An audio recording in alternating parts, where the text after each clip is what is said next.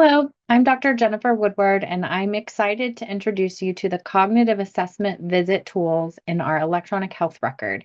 These are powerful tools designed to simplify and enhance care for your patients with cognitive concerns. These visits are so important for primary care because studies have shown dementia is underdiagnosed and that early detection can improve outcomes. Primary care plays a critical role in identifying cognitive decline early. This tool not only streamlines your workflow to provide evidence-based care to patients with cognitive concerns, but also meets the criteria for Medicare billing code 99483, which we'll talk about more in subsequent slides.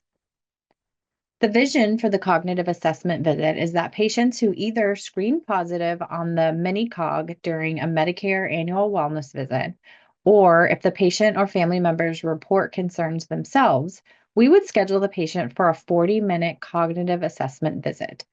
This is the visit where you will use the tools shown in this video to guide the visit and ensure all the requirements are met to bill the 99483. After this visit, the patient may or may not have some additional tests to complete, and then typically a patient would schedule a follow-up visit to discuss the results and what the next steps are.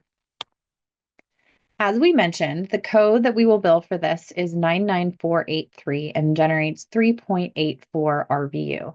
For comparison, a 99215 is 2.8 RVU, and a Medicare annual wellness visit is 1.92.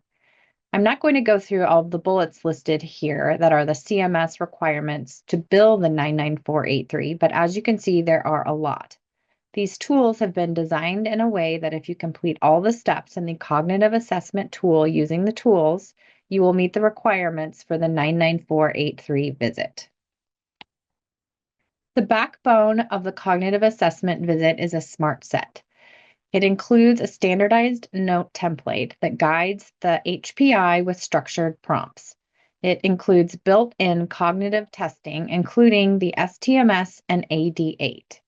It includes orders for labs and imaging and referrals commonly used to assess, diagnose, and treat cognitive complaints, and has clinical decision support information to help guide evidence-based medications and other treatments. It also includes the billing, so you don't have to remember the 99483 code. We will walk through each of these pieces in the next few slides. The first step is to book the visit. We recommend at least 40 minutes for the cognitive assessment visit. Ideally, the patient has a caregiver, family member, or other historian that knows them well also come to the visit with them. The AD8 is a questionnaire that you or the nurses can complete at the very beginning of the visit and enter those results into our electronic health record.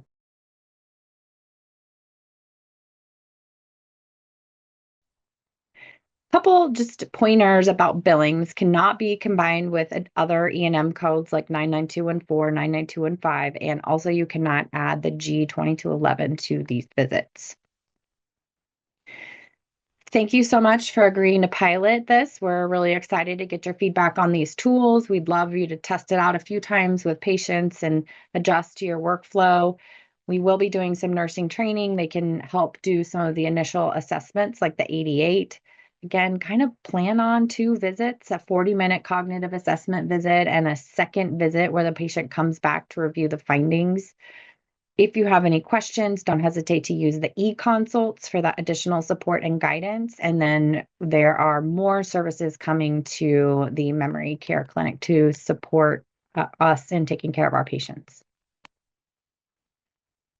So really, this is a structured approach for cognitive care and primary care. It helps us to complete the thorough assessments, diagnoses, and treatment planning. And then we'd love to hear back, provide feedback, how we can make these tools better, and we'll just continue to improve over time. Thanks again for agreeing to be a pilot provider and helping us to get these tools launched for primary care. Thanks a lot.